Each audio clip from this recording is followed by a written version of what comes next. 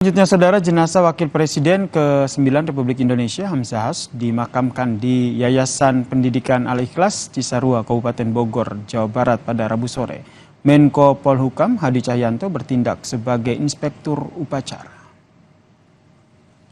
Prosesi pemakaman dilakukan secara kenegaraan. Selain keluarga, turut hadir sejumlah tokoh seperti Presiden Republik Indonesia ke-6 Susilo Bambang Yudhoyono, mantan Menteri Agama Surya Dharma Ali, dan Menteri Perencanaan Pembangunan Nasional Suharto Manoarfa.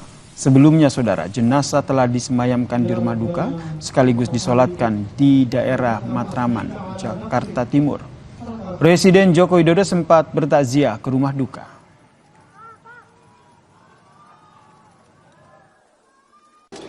Innalillahi wa inna ilaihi raji'un. Telah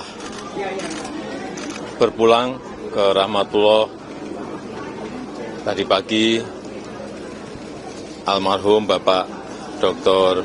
Haji Hamzahas dalam usia beliau yang ke-84 tahun. Atas nama pemerintah, atas nama bangsa dan rakyat, kami ikut berduka cita yang mendalam. Beliau adalah seorang negarawan yang telah mengabdi untuk bangsa dan negara. Kehilangan salah satu putra terbaik bangsa hari ini.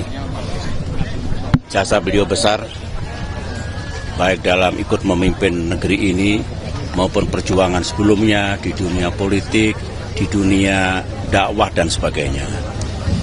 Semoga beliau diterima oleh Allah Subhanahu wa Ta'ala, diampuni segala kekhilafan dan dosanya, diterima semua ibadah dan apa yang beliau lakukan untuk negeri ini, untuk kita semua.